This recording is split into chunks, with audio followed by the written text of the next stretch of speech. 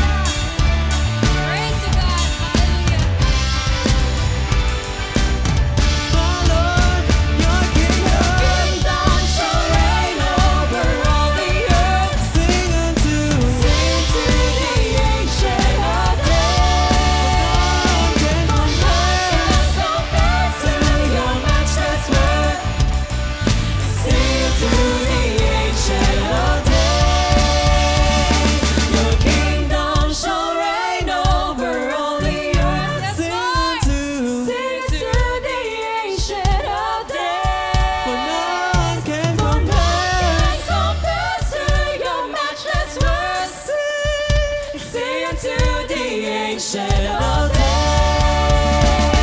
Your kingdom shall reign over all the earth. Sing unto the ancient of days. For none can compare to your matchless worth. Sing to the ancient of days.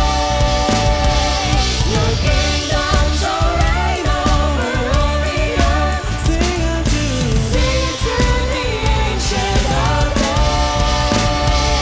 For none can compare to your matchless worth. Sing to the ancient of days.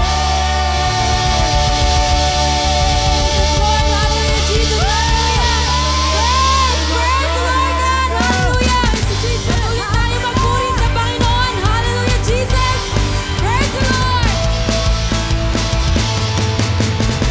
Can't stop praising His name. I just can't stop praising His name. I just can't stop praising His name, Jesus. Yes, Lord, hallelujah. Can't stop praising His name. I just can't stop praising His name. I just can't stop praising His name, Jesus. His name is Jesus. He's the King of Kings. Jesus, He's the Lord of the heart. Jesus. Jesus, Jesus. Jesus, Jesus. Jesus, Jesus. Jesus, Jesus. Hallelujah, Jesus. Praising His name. Jesus. Hallelujah, Jesus. Praising His name. Can't stop praising His name. I just can't stop praising His name. I just can't stop praising His name, Jesus.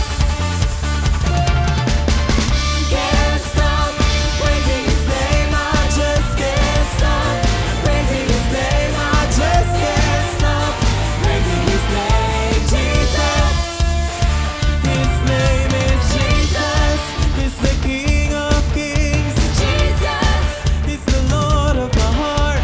Jesus. Jesus, Jesus. Jesus, Jesus. Jesus, Jesus. Jesus, Jesus. Hallelujah, Jesus. Praising His name. Jesus. Hallelujah, Jesus. Praising His name. Can't stop praising His name. I just can't stop praising His name. I just can't stop praising His name, Jesus. Can't stop praising His name. I just can't stop praising His name. I just can't stop praising His name.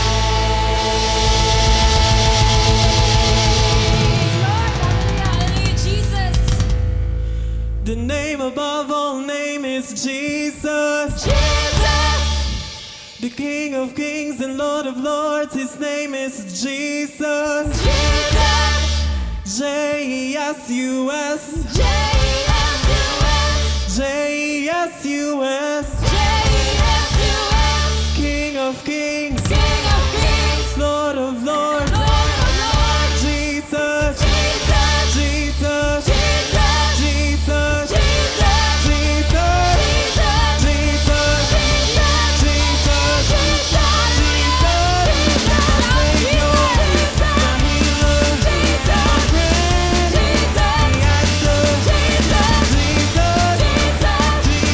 Jesus.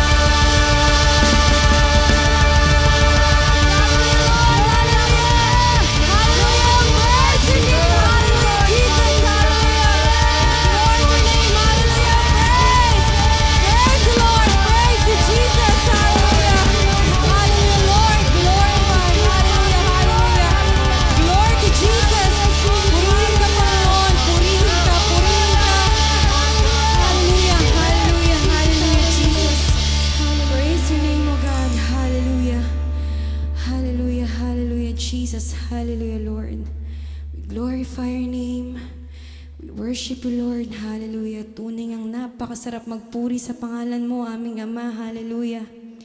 Hallelujah, Jesus. Kaya, Ama, nandito kami sa harap mo ngayon para makapagbigay kami ng papuri. Maibigay namin yung wagas na pagsamba para sa iyo lamang, aming Ama. Hallelujah. Hallelujah, Jesus. Ama, patuloy kaming aawit. Patuloy kaming sasamba sa iyo, Lord.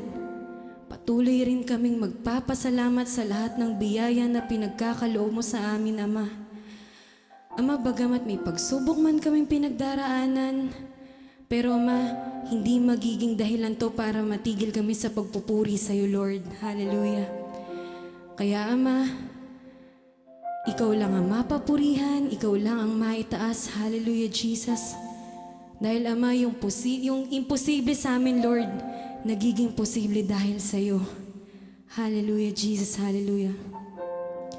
And there is only one reason, Lord, kung bakit kami nandito, and that is to worship you, to give you praises. Hallelujah, Jesus. Hallelujah. People of God, let's continue to bring praises to our Lord Jesus Christ. Hallelujah. Praise your name. Praise to Jesus. Glory to your name. Hallelujah. Hallelujah. Praise your name, Jesus.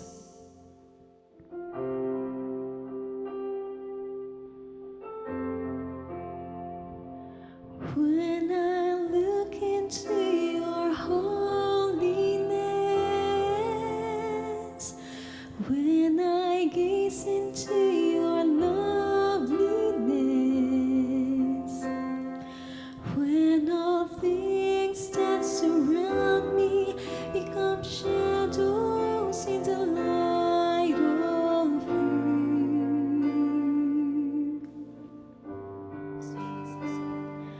When I found the joy of reaching your heart, when my will becomes enthroned in your love, when all things that surround me become shadows in the light of Hallelujah, you. Jesus. Let's sing praises to the Lord. I worship you.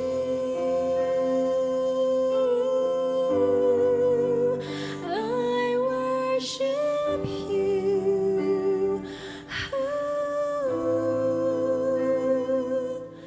The reason I live is to worship you.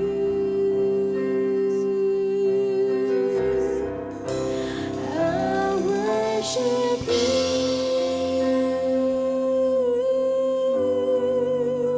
I worship you.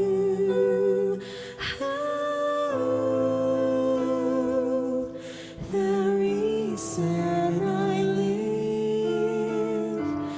is to worship you. Yes, Lord God. Hallelujah, Jesus. Sama-sama tayong umawit. Hallelujah. When I look into your holiness, when I gaze into your loveliness, when all things that surround me become shadows in the light of you. When I found the joy, When I found the joy of reaching your heart, when my will becomes enthroned in your love, when all things that surrounds me become shadows in the light of you.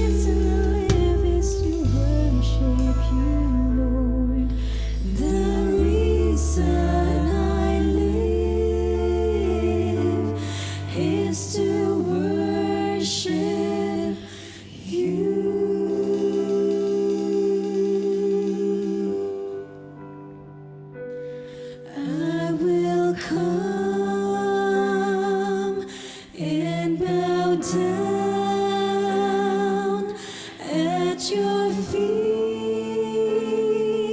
Lord Jesus. In your presence there is fullness of joy. Yes, Lord, there is nothing, there is no one. There is nothing, there is no one who compares with you. I take pleasure in worshiping your name.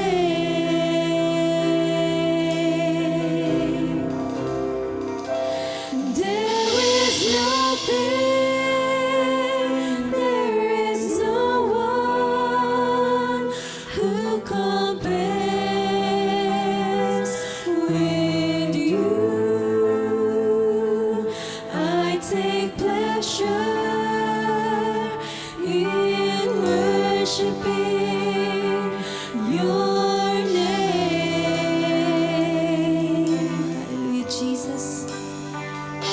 Praise the Lord. Come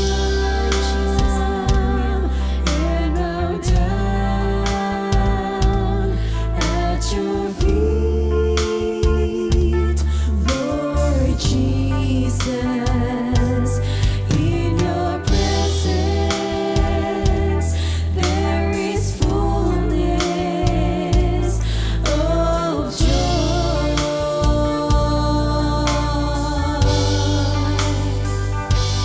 There is nothing, there is no one who compares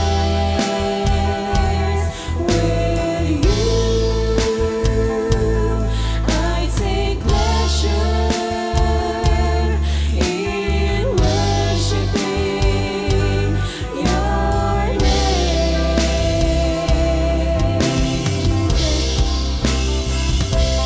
There is nothing, there is no one who compares with you. I take pleasure in worshiping your name. Yes, Lord, hallelujah. There is nothing, there is no one. There is nothing, there is no one who compares with you. I take pleasure in worshiping your name.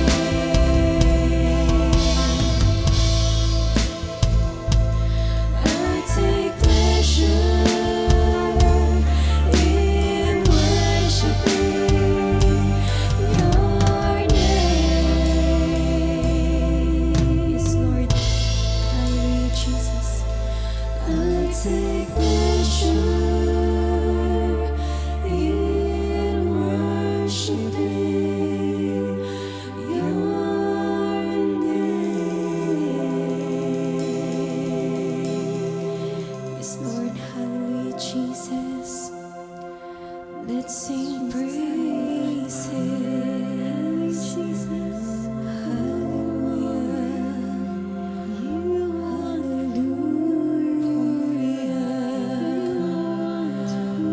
Let's continue to bring praises to the Lord. Let's sing hallelujah. Hallelujah. We praise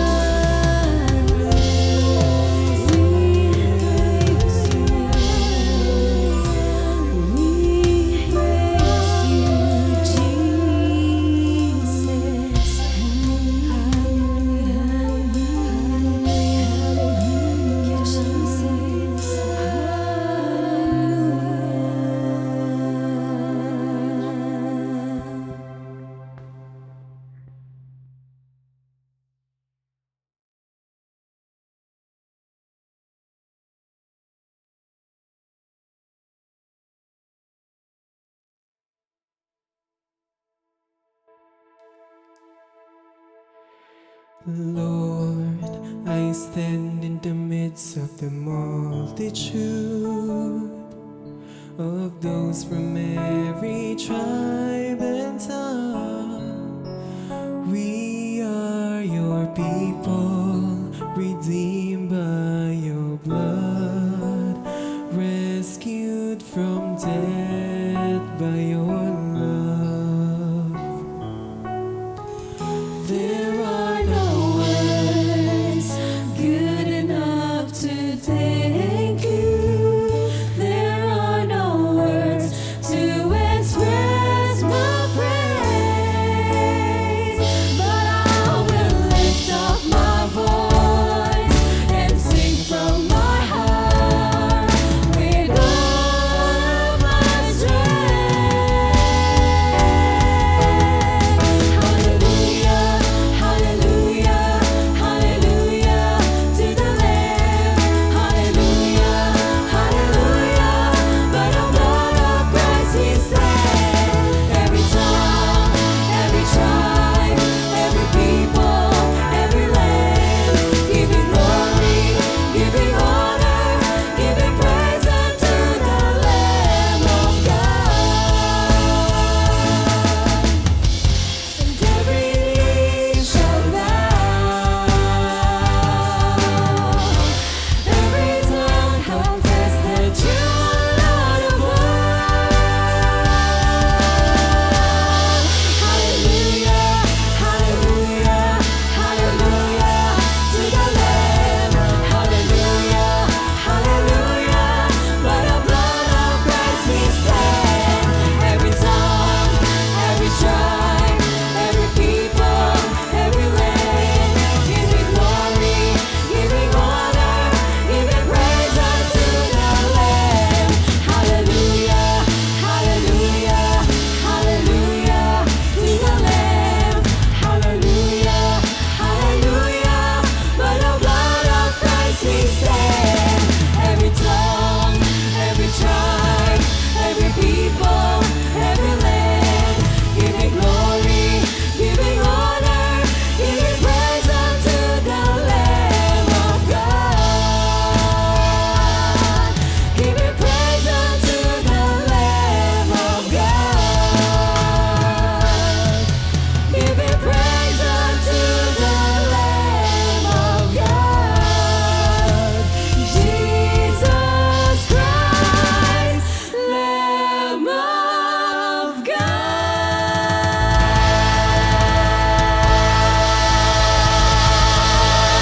Hallelujah, Jesus. Purihin ka, Panginoon. Hallelujah. Praise to Jesus. Hallelujah. Hallelujah, Lord. Hallelujah. Glory to your name. Hallelujah, Jesus. Praise your name. Hallelujah.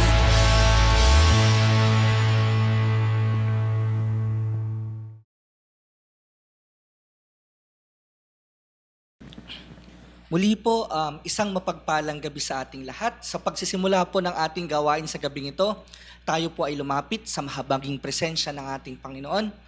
Ama naming Diyos, nagpapasalamat po kami na niloob mo na sa pamamagitan ng live streaming na ito, patuloy po na magkaroon kami ng pagtitipon kung saan itinataas ang pangalan mo. Loobin mo po, Panginoon, na sa panahon ng aming pagbubulay-bulay ng iyong mga salita, marinig namin ang iyong tinig, maunawaan namin ang iyong kalooban, at maging pagpapala ang iyong mga salita, katulad ng ninanasa mo, Panginoon. Ang lahat ng ito, Ama, ay dinadalangin namin sa pangalan ni Kristo Jesus, ang aming tagapagligtas at anak ng Diyos. Amen. Hindi po maitatanggi na sa panahon ng pandemya, higit na naging kagamit-gamit para sa marami, kabataan man, bata man o matanda, ang internet connection. Higit pong na-explore at nabigyan ng pansin ang digital world. At maging sa kontekstong espiritual, hindi po natin maitatanggi ang napakalaking papel na ginampanan nito upang patuloy na maisulong at maipangaral ang salita ng Diyos. Subalit, ang mahalagang tanong po siguro ngayong gabi na gusto ring masagot at marinig ng marami sa atin, si Jesus ba ay nasa kalagitnaan rin ng isang virtual fellowship? Ano po ba ang isang virtual fellowship? ito po ay sama-samang pananambahan, sama-samang pananalangin, sama-samang pagdarasal, sama-samang pasasalamat na ginagamitan po ng gadget, karaniwan na ay computer, mobile phone, na gumagamit po ng internet connection. Sa makatwid, ito ay pananambahan na ginagamitan po ng teknolohiya kung saan ang mga tao ay nagsasama-sama at nagtitipon-tipon para maluwalhati ang pangalan ng Panginoong Hesus.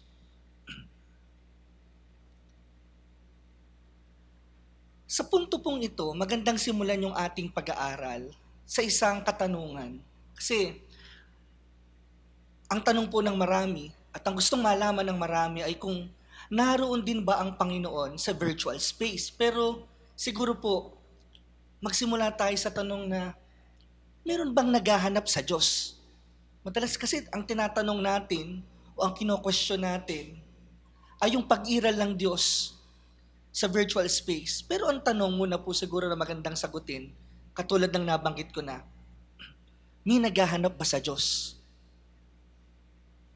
Ang sabi po sa Roma chapter 3 verses 11 to 12, walang nakakaunawa, walang naghahanap sa Diyos. Ang lahat ay lumihis ng landas at nagpakasama, walang gumagawa ng mabuti, wala kahit isa.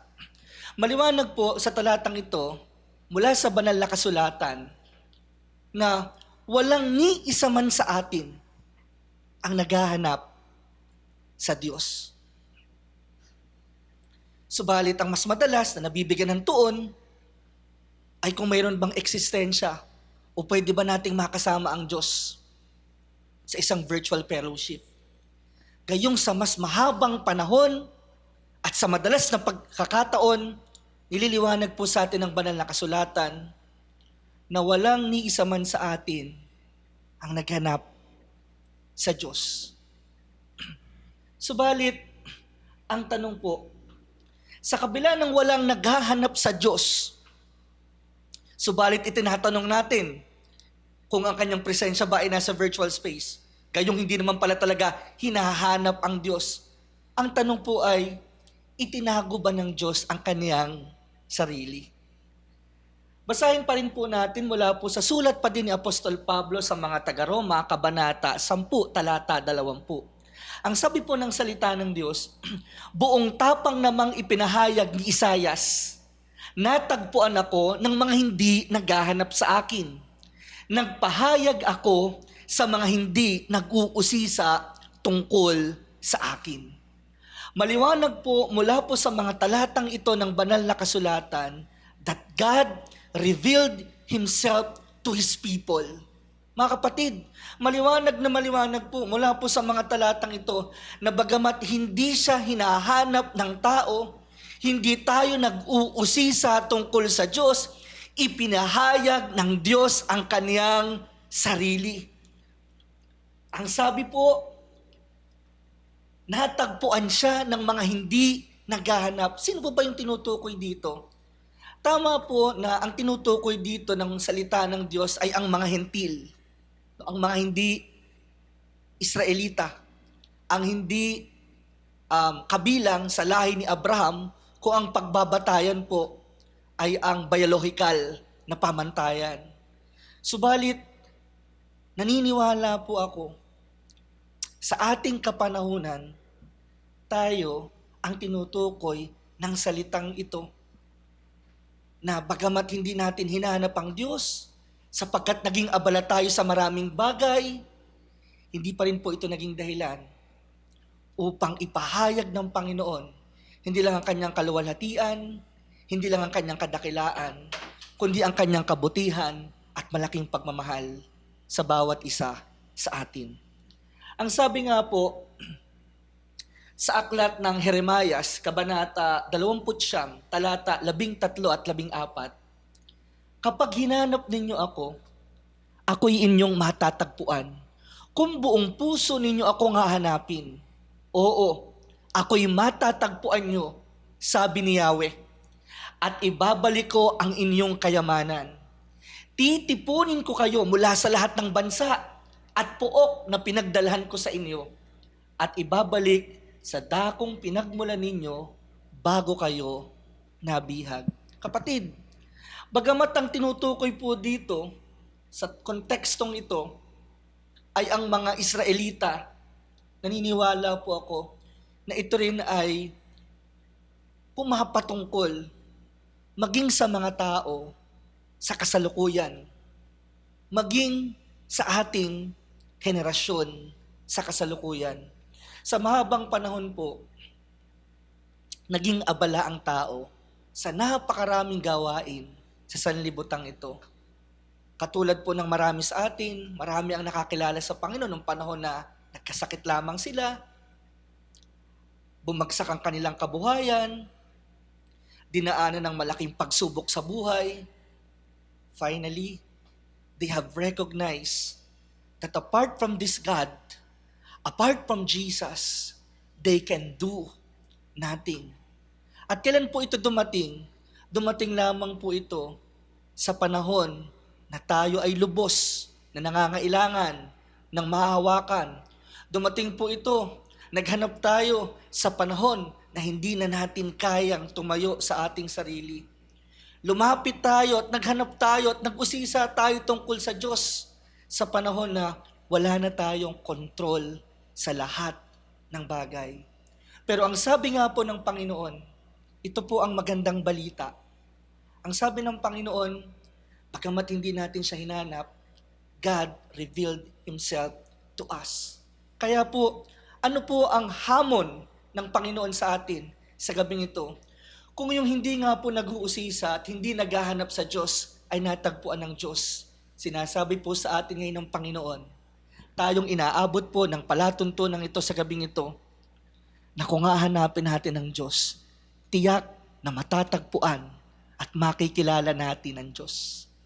Sapagkat ganun kabuti ang Panginoon. Kung naipakilala niya ang kanyang sarili sa mga hindi nag-uusisa sa kanya, naniniwala po ako, hindi magsasara ang Diyos sa mga taong tunay na naghahanap ng kapahingahan sa presensya ng ating buhay na Diyos. Sa pagpapatuloy po, sagutin po natin ang unti-unti yung tanong na, nasa virtual space ba ang Diyos? Kasi, ang maliwanag po sa pag-aaral natin kanina, hindi talaga hinahanap ng tao ang Diyos. At walang naghahanap ng tao, walang naghahanap na tao sa Diyos. Gayunpaman, naging maliwanag po sa pagtalakay natin kanina, na ipinahayag pa din ng Diyos ang kaniyang sarili sa mga taong hindi nag-uusisa sa Kanya, at lalong hindi po ito mabigat o imposible, lalo na sa mga naghahanap sa Kanya. Yung tanong po sa ating mga naghahanap ngayon, sapagkat marami sa mga simbahan ng sarado, marami po sa mga gawain ng Panginoon, marami pong mga pagtitipong pang-espiritual, katulad nito, yung pansamantalang nahinto, gawa po ng pagtalima sa mga pamantayang ipinatutupad ng pamahalaan. Ang tanong, maging sa virtual space ba, pwede ba nating matagpuan ang Diyos? Naroon kaya ang Diyos? At kung naghahanap na kaya ako sa Diyos, masumpungan ko kaya ang Diyos sa pamamagitan ng virtual fellowship? Bayaan po natin ang banal na kasulatan ng sumagot. Ang sabi po sa Jeremiah chapter 23 verses 23 to 24, ako ay Diyos na nasa lahat ng dako at hindi nananatili sa isang lugar lamang. Walang makapagtatago sa akin. Makikita ko siya kahit saan siya pumunta, sapagkat ako'y nasa lahat ng lugar, sa langit at sa lupa. Mga kapatid, mula po sa Bible verse na ito, God is making clear to us right now that God is an omnipresent God. That God is present everywhere at the same time. Opo, ang Diyos po ay nasa inyong tahanan, Ang Diyos po ay nasa langit. Ang Diyos po ay nasa iba't ibang dako at panig ng daigdig. At naniniwala po ako, maging ang cyberspace, digital world, o virtual space ay hindi malilimitahan ang kapangyarihan at presensya ng Diyos, sapagkat ang Diyos at ang kanyang presensya ay nasa lahat ng dako. Ang sabi pa po mga kapatid, kung itutuloy natin ang ating pagbasa sa Awit 139 verses 7 to 12, ganito po ang sabi. Saan ako magpupunta upang ako'y makatakas sa iyo bang espiritu, ako'y makakaiwas? Kung langit ang puntahan ko, tiyak na naroon ka. Sa daigdig ng mga patay, humimlay man ako'y ikaw din ang kasama. Kung ako ay makalipad, umiwas ng pasilangan, o kaya ang tirahan ko'y ang duluhan ng kanluran, tiyak ikaw ay naroon.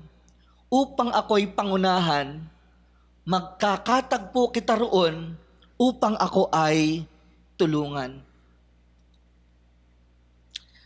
Kung ang aking pagtaguan ay ang dilim na pusikit, padiliming parang gabi ang liwanag sa paligid, maging itong kadiliman sa iyo ay hindi dilim. At sa iyo yaong gabi parang araw na maningning. Madilim at maliwanag sa iyo ay pareho rin. Mga kapatid, sa aklat po ng mga awit, ang sabi nga po ng sumulat, saan po siya pupunta na makakaiwas siya sa Diyos? Sa langit kaya? Sa himlayan kaya ng mga patay? Sa dakong silangan kaya? Sa dakong kanluran kaya? Kung tanggalin po kaya yung liwanag at ang matira na lang ay dilim, makakaiwas kaya siya at makapagtatago sa Diyos? Mga kapatid, sinagot rin po ng sumulat ng aklat ng awit ang kanyang katanungan. Walang paraan para makaiwas at makapagtago sa Diyos, sapagkat saan man siya pumunta ay naroon at kasama niya ang presensya ng Diyos. Purihin po natin ang ating Panginoon. Hallelujah. At mga kapatid, ito po yung magandang balita, katulad ng inyong narinig. Although hindi tayo makakaiwas sa Diyos, although hindi tayo makapagtatago sa Diyos, and we don't have to, sapagkat tayo pong lahat ay hayag at lantad sa paningin ng Diyos. Pero alam niyo po, sa kabila na nasasaksihan ng Diyos at nasaksihan ng Diyos, yung mga bagay na ginawa natin na nakasakit sa Kanya, hindi naging kalugod-lugod sa Kanya, maniwala po kayo, it is not God's intention to bring harm to you and to your family. Ang intention lang po ng Diyos, kung bakit ang Kanyang presensya ay nasa lahat ng dako at hindi tayo makapagtatago. Naniniwala po ako, that is only for one reason. That is only for one purpose. And that is to continuously express His love towards His creation. God is everywhere, so that every single need of us, every millisecond of the day, can be immediately met. Yun lang po, naniniwala ko yun yung tanging layunin ng Diyos. Gusto tayo ng Diyos na makita sa lahat ng sandali, sa lahat ng Panginoon. Because God is a good Father. Isang ama na walang ibang hinahangad na masama sa kanyang mga anak, kundi pawang kabutihan, pawang kasaganaan, at pawang ikabubuti ng kaniyang mga anak. At ito po ang maganda, kung itutuloy natin ang pagbasa, bayaan niyo po na basahin ko po mula po sa aklat ng Isayas, Kabanata 43, talata 2. Ang sabi po rito, kapag dumaan ka sa malalim na tubig, sasamahan kita. Tumawid ka man sa ilog, hindi ka malulunod. Dumaan ka man sa apoy, hindi ka masusunog, hindi ka matutupok. Alam niyo po pala mga kapatid, bukod po pala sa katotohanan na ang Diyos ay nasa lahat ng dako, ipinapaalala po sa atin ng Diyos. Minsan kasi maganda po talaga na muli nating napagbubulay-bulayan yung mga salita na dati na rin ay napakinggan natin. Kasi nagsisilbi po itong paalaala. Nagsisilbi po itong gabay sa ating lahat. At ano po ang gustong ipaunawa sa atin ng Diyos? Tama, ang Diyos ay nasa lahat ng dako. Subalit higit pa rito, ang sabi po ng Panginoon, He is everywhere. At ang sabi po ng Panginoon, sasamahan ka niya wherever you go. Alam niyo po, napakasarap na marinig po yan mula sa isang makapangyarihan na Diyos na lumalang ng langit at ng lupa. Nagbibigay po ito ng kapanatagan sa kanyang mga anak. Napakasarap po malaman na pumunta tayo sa paaralan, pumunta tayo sa ating trabaho, pumunta man tayo sa ang lugar sa labas ng ating bansa, sa ibang panig ng daigdig. We always have an assurance that wherever we go, God's presence is there and God will always be with us. Tama po ang inyong narinig. Hindi lang po ang presensya ng Diyos ay nasa lahat ng dako. Ang presensya po ng Diyos ay nasa lahat ng dako upang tayo ay kanyang samahan sa lahat ng oras. Ano po ang dahilan? Because Jesus loves you and Jesus cares for you. Katulad po ng isang ama, katulad po ng isang ina, katulad po ng ating mga magulang, gusto nilang malaman kung nasaan tayo lagi. They are always concerned for us. Gusto nilang malaman yung mga bagay-bagay tungkol sa atin. Kaya hanggat maaari, kung pwede po tayong sundan kung saan tayo pumunta, naroon sila. And that is exactly yung role na ginagampanan po ng ating Ama na sa langit. At ang sabi pa nga po ng Biblia, higit na mabuti, kung ang atin daw pong mga ama dito sa lupa ay marunong magbigay ng mabuting bagay, kasino pa kaya ang ating Ama na nasa langit? Kung meron pong pinakamabuting Ama, that would be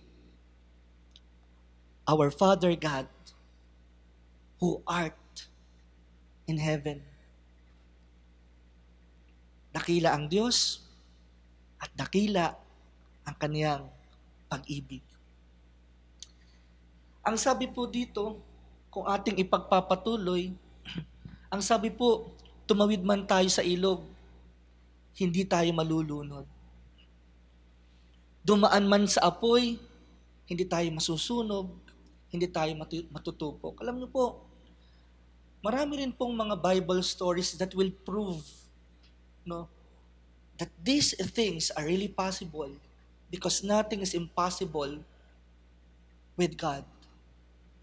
Si Peter po, nakalakad sa ibabaw ng tubig sapagkat nakatuon kay Kristo. Si Shadrach, Meshach, at Abednego po, itinapon po sila sa pugon, subalit hindi sila nasunog. At ang tingin po ng hari, habang sila'y lumalakad-lakad sa loob ng pugon, mayroong isa pa silang kasama. At ang sa tingin po ng hari, ang kanilang kasama ay isang Diyos. Sapagkat katulad po ng inyong narinig, dumaan ka man sa ilog, dumaan ka man sa apoy, hindi ka malulunod, hindi ka matutupok, hindi ka masusunog, sapagkat sasamahan ka ng presensya ng Diyos. Kapatid, na-overwhelm ka ba at the moment ng bigat ng buhay? Na-overwhelm ka ba ng mga bagay na iyong iniisip? Nagdadala ka ba ng matinding pag-iisa? Nagdadala ka ba ng matinding pagkalungkot? Sinasabi ngayon sa iyo ng Panginoon that you will never be alone because God will always be with you. Sasamahan ka ng Diyos saan ka man pumunta, saan ka man pumaroon. Saan ka man tumanaw, sa silangan man o sa kanluran, sa hilaga man o sa timog, naroon at matatagpuan mo ang presensya ng Diyos. Natatakot ka ba sa COVID-19? Nagtatrabaho ka ng malayo sa iyong pamilya? Isa ka bang frontliner na dahil dun sa trabaho mo, nagdadala sa iyo to ng anxiety or even depression, kinakausap ka ngayon ng Panginoon. At sinasabi ng Panginoong Hesus sa iyo, naroon siya kung nasaan ka. Nasa trabaho ka man, nandoon ang presensya ng Diyos. At ang sabi ng Panginoon, hindi ka maaano sapagkat sasamahan ka ng Diyos. Kung itutuloy pa po natin ang pagbasa, mula po sa Hebreo chapter 13 verse 5, ganito po ang ating mababasa. Huwag kayong magmukhang pera at masiyahan na kayo sa anumang nasa inyo sapagkat sinabi ng Diyos, hindi kita iiwan ni pababayaan man. Tama po mga kapatid, pagdugtong-dugtungin po natin yung mga Bible verses na narinig na natin kanina. Number 1, our God is a God who is present everywhere. Isang Diyos na ang presensya ay nasa lahat ng dako. At ang maganda po, ang sabi ng Panginoon, hindi lang siya nasa lahat ng dako. Ang sabi pa niya, sasamahan ka niya saan ka man pumaroon. Pero mga kapatid, hindi pa po doon na kontento ang Diyos. Sapagkat ang Diyos nga po ay mabuti. Sapagkat ang Diyos nga po ay pag-ibig. Sapagkat ikaw nga po ay minamahal at pinagmamalasakitan ng Diyos. Iniwanan pa ng Diyos ang isa pang pangako that will give us full assurance in His presence. At ano po ang pangako? Ang pangako ng Panginoon, hindi ka lang niya iiwan, kundi ang sabi pa ng Panginoon, hindi kita pababayaan. What a great promise coming from a great God. No? Ang sarap pong isipin na ang ating Diyos pala, nasa lahat ng dako, sinasamahan tayo, at iniwanan pa tayo ng pangako, na anuman ang mangyari, hindi niya tayo iiwan, hindi niya tayo pababayaan. Kaya po mga kapatid, ang buhay Kristiyano, there's always victory. There's always victory because we are connected to His Son, Jesus Christ. And wherever we go, Jesus Christ will always be with us, assuring us that nothing bad or nothing evil will happen to us. His presence will always be with us, and His presence will shield us against all kinds of troubles, against all kinds of evils. At nung dumating man po yung pagsubok, ang sabi ng Panginoon, hindi kita pababayaan. Purihin po natin ang isang buhay na Diyos. Isang buhay na Diyos na hindi lamang nag-iiwan ng kanyang mga pangako. Ang kanyang pong mga pangako ay mapangahawakan, sapagkat ang mga pangako po ng Diyos ay totoo. Maaring hindi pa natutupad sa kasalukuyan, pero isa po ang katiyakan, pagpatuloy mong hihintayin, pagpatuloy kang magtitiwala, walang pagsalang, ito'y mangyayari at darating. Kaya nga po ang sabi sa Hebrew chapter 11 verse 1, ang tao'y may pananalig kung siya ay nagtitiwala na ang kanyang inaasahan ay mangyayari at naniniwala sa mga bagay na hindi nakikita. Ang tanong po ngayon ay, bakit nasa virtual space ang Diyos? Sabi natin kanina, nasa virtual space ang Diyos kasi ang presensya ng Diyos ay nasa lahat ng dako. And that covers even the virtual space, even the digital world. Pero ano po yung mapangahawakan natin mula sa mga pangako ng Diyos? Ganap na mapangahawakan natin that indeed His presence is in the virtual space. Ang sabi po sa Matthew 18 verse 20, ganito ang mababasa natin. Sapagkat saan man may 2 o 3 nagkakatipon sa pangalan ko, naroon akong kasama nila. Mga kapatid, again, ang pwede po nating panghawakan upang matiyak natin, upang magkaroon tayo ng katiyakan na ang Diyos nga po ay nasa virtual space, ang kanyang pangako. At ano po ang pangako?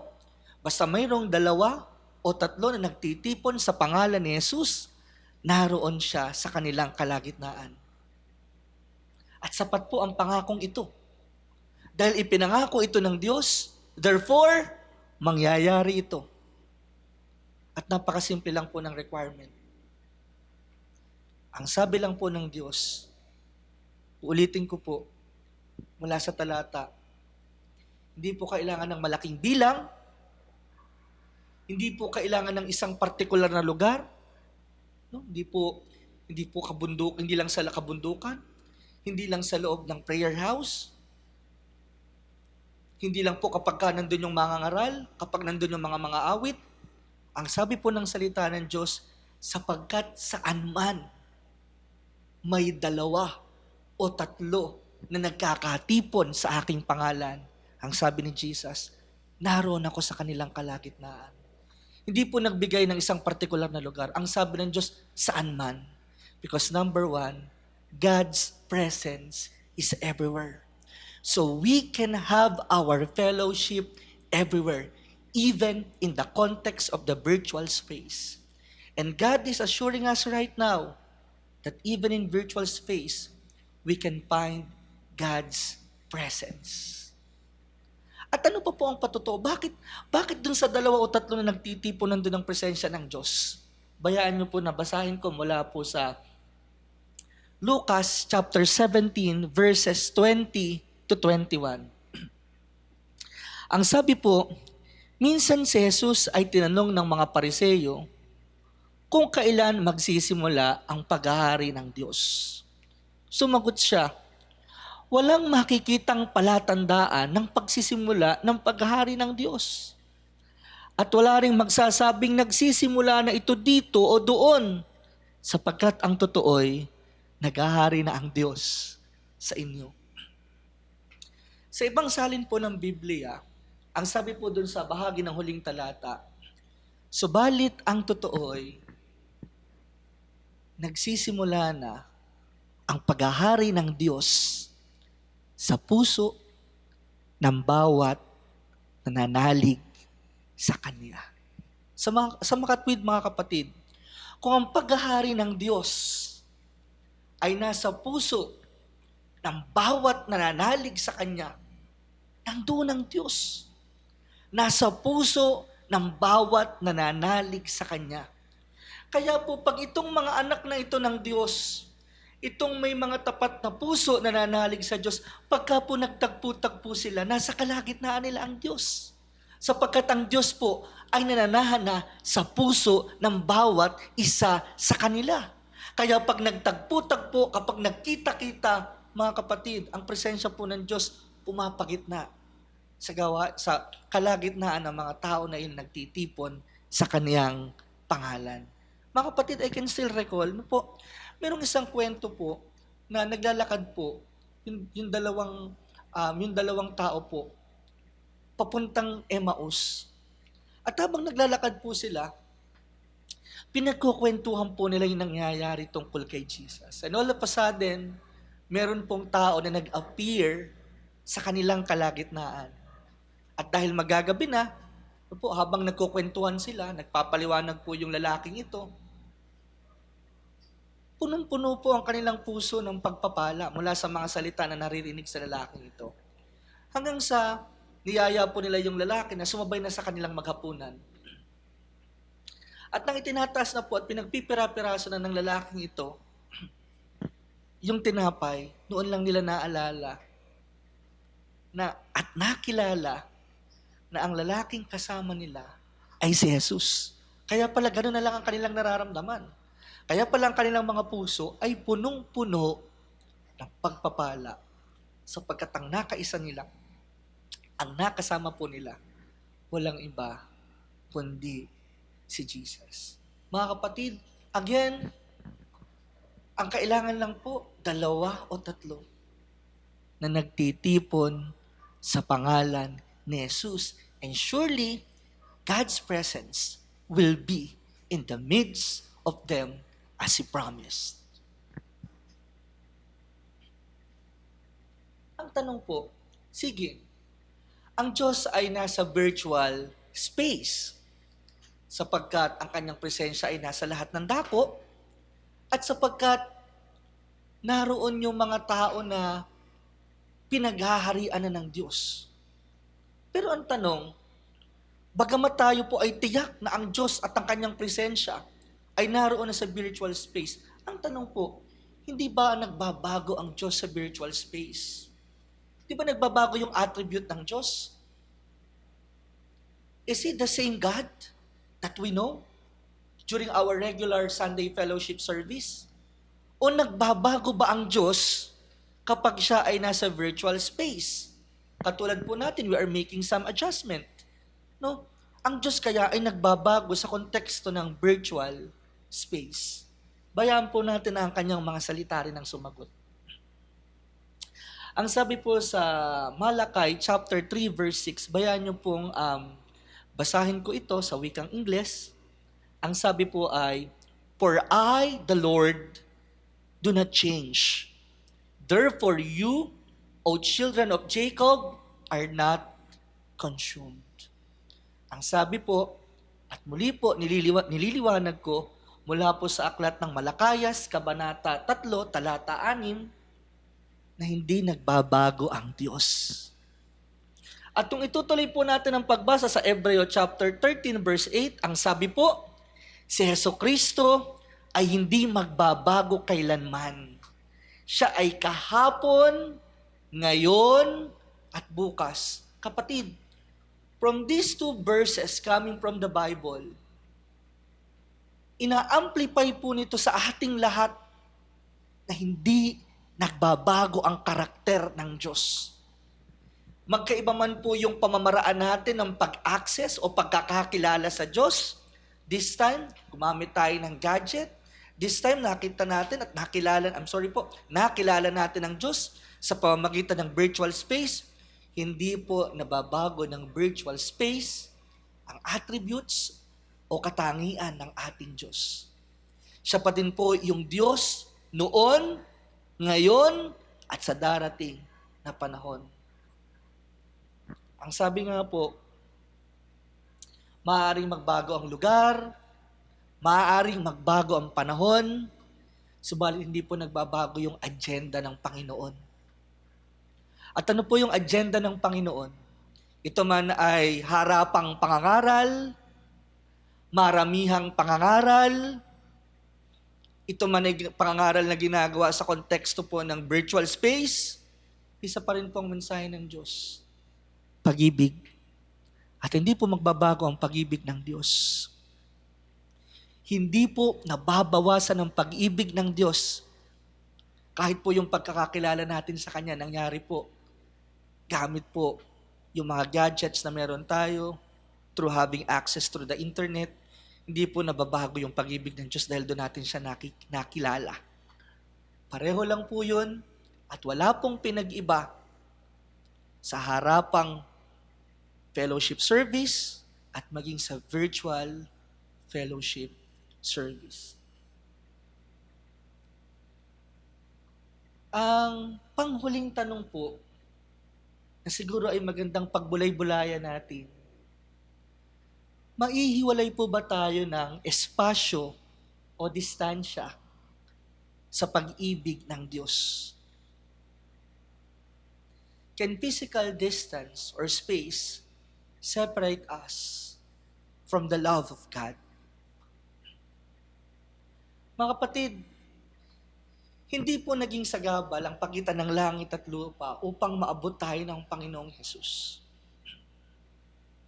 At totoo rin po, bagamat nailayo tayo ng kasalanan sa Diyos, subalit maging ang kasalanan po, hindi tayo nailayo sa pag-ibig ng Diyos. Tama po ang narinig nyo. Inilayo tayo ng kasalanan sa Diyos, pero hindi sa pag-ibig ng Diyos.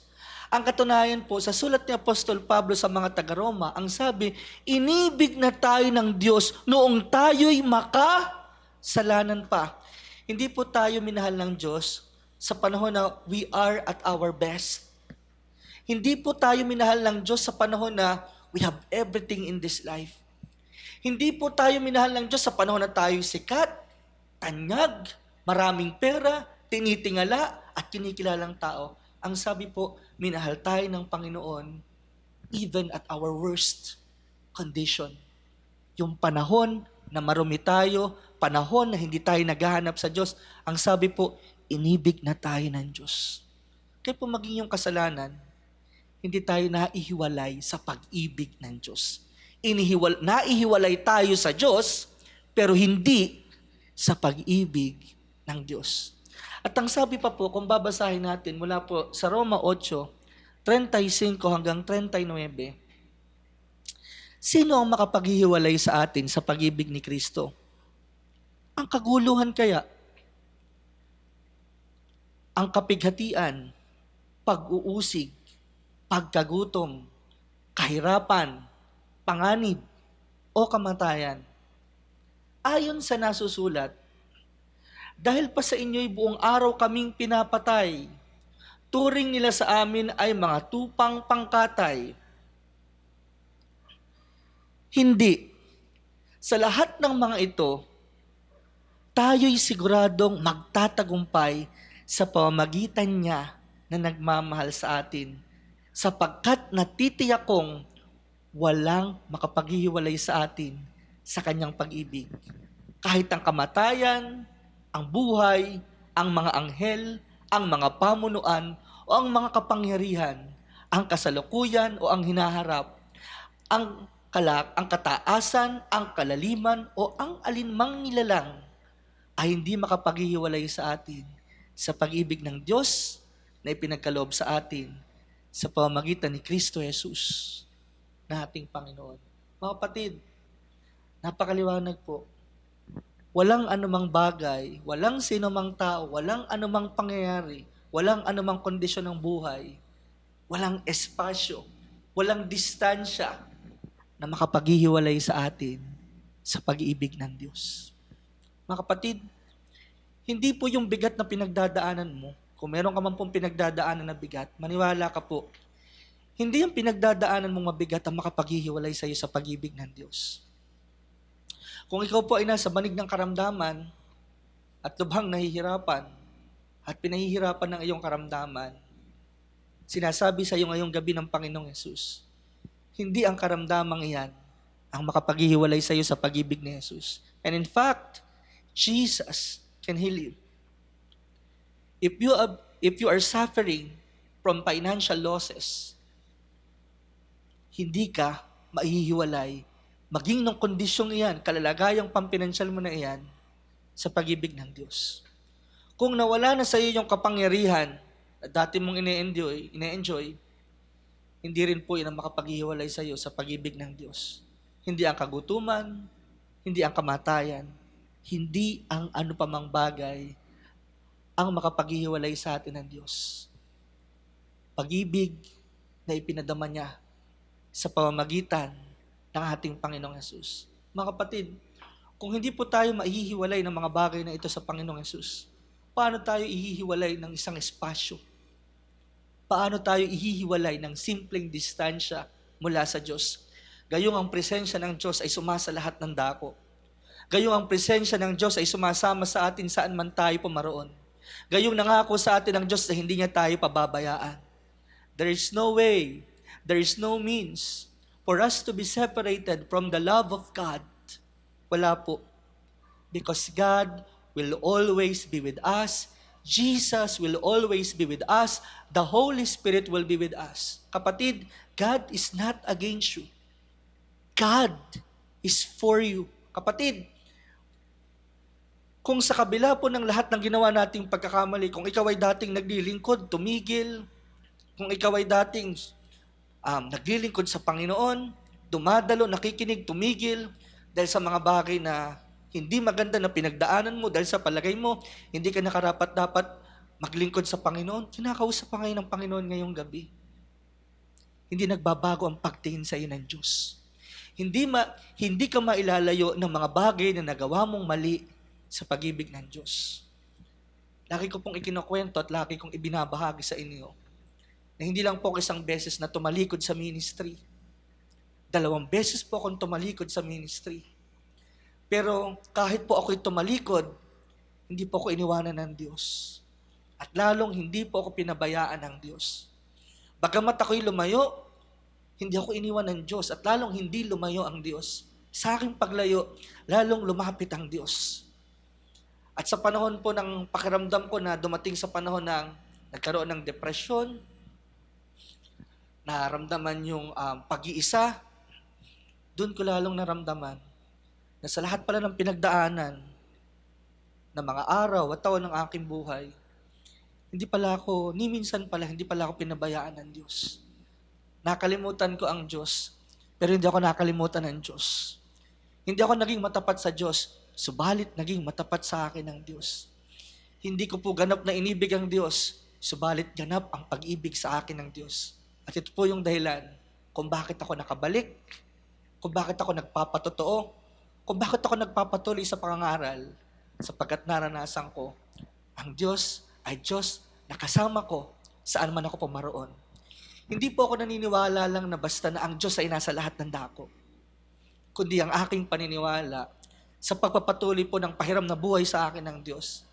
Ang Diyos ay kasama ko.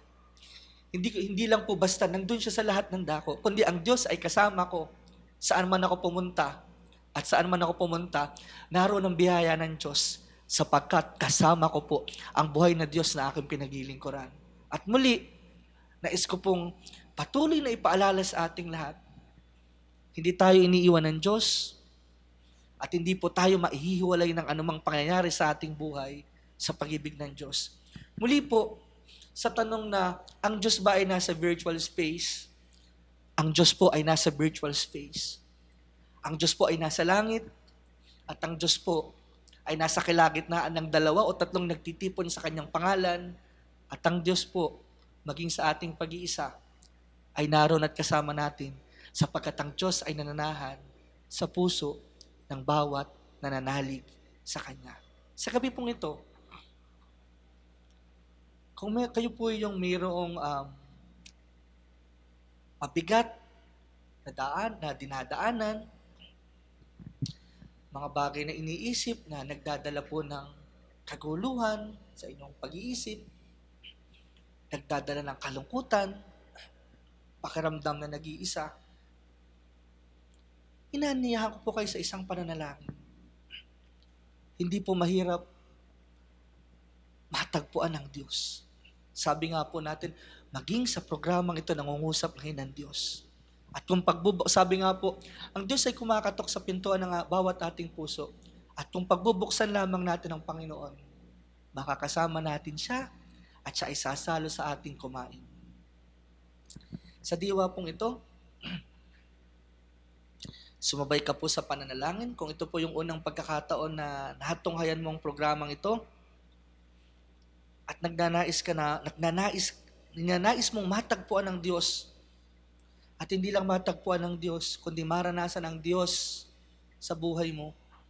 Maranasan mo siya hindi lamang bilang Diyos, kundi bilang isang Ama.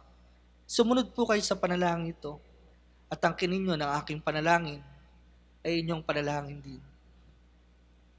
Ama naming Diyos, nagpapasalamat po kami sapagkat sa gabing ito, dininig mo ang panalangin ko. Matagal na ako, Panginoon, na naghahanap. Matagal na ako na nabibigatan. Matagal na ako na natatakot.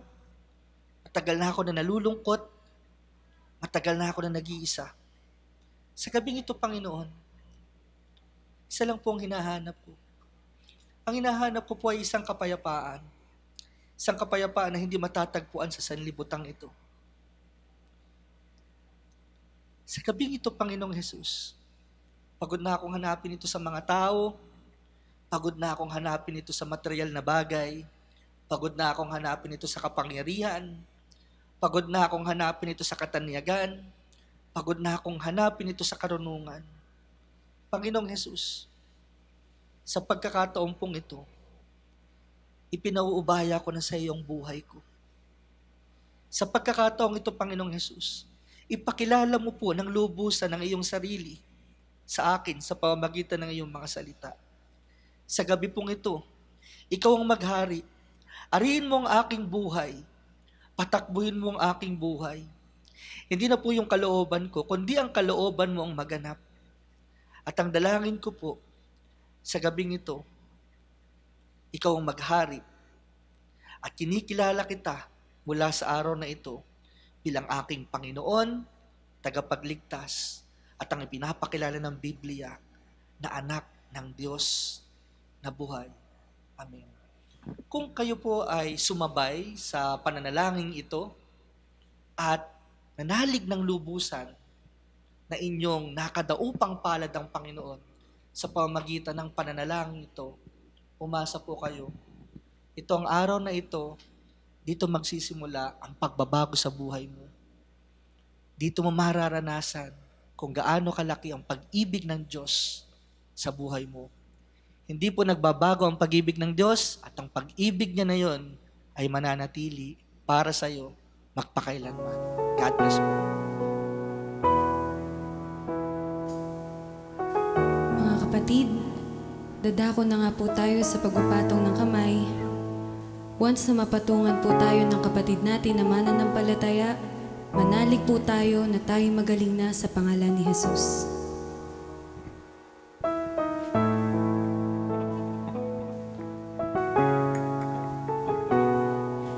Jesus, Son of God,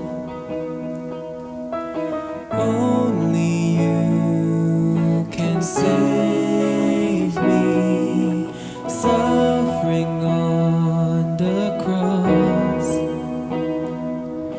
you gave your all, willingly paid the cost for me. Now I am free to worship Jesus. You are my healer, oh Jesus. Touch me and I will be free. Lord, by your stripes I am healed. I am healed. Jesus, you are my Savior, oh Jesus. You are my strength and my shield. I put my trust in your name,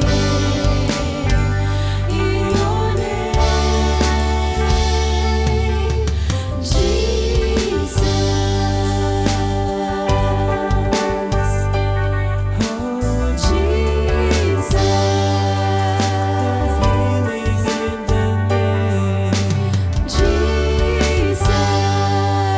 Salvation in His name. Jesus.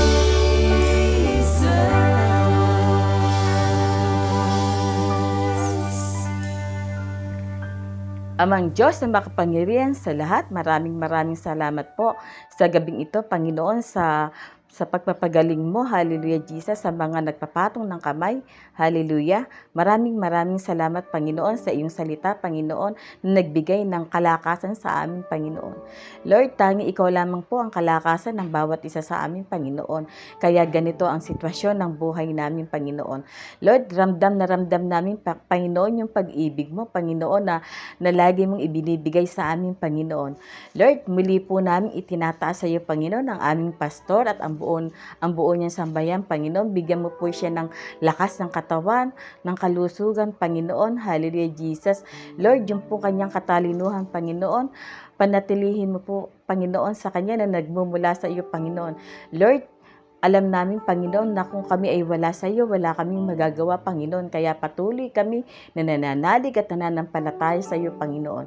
Lord, ang mga ministry po, Panginoon, na bawat ministry, Panginoon, hallelujah, Jesus, pagpalain mo po yung mga proyekto na amin po pinaplano, Panginoon. Hallelujah, Lord.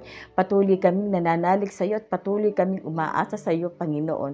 Lord, tangi ikaw lamang po yung makakatulong sa amin, Panginoon, lalo na po ngayon na nagkaroon po ng epidemya ang buong daigdig, Panginoon.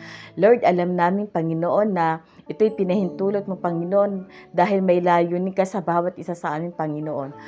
Panginoon, patuloy kami nagpapasalamat sa live streaming na ginagawa po ng aming community, Panginoon, na patuloy na marami nakakapanood at nakakapakinig ng iyong salita, Panginoon. Lord, salamat po, Panginoon. Bless po kami doon sa mga salitang nadidinig po namin, Panginoon. Patuloy po kami magpupuri sa iyo, Panginoon. Patuloy po namin itataas ang iyong pangalan, Panginoon. Yung mataas na papuri, Panginoon, patuloy namin ibibigay sa iyo, Panginoon. Yung mataas na pagsampa, Panginoon, patuloy namin ibibigay sa iyo, Panginoon. Hallelujah, Jesus, hallelujah. Lord, alam namin, Panginoon, yung mga ginagawa namin, Panginoon, ito ay kulang, Panginoon.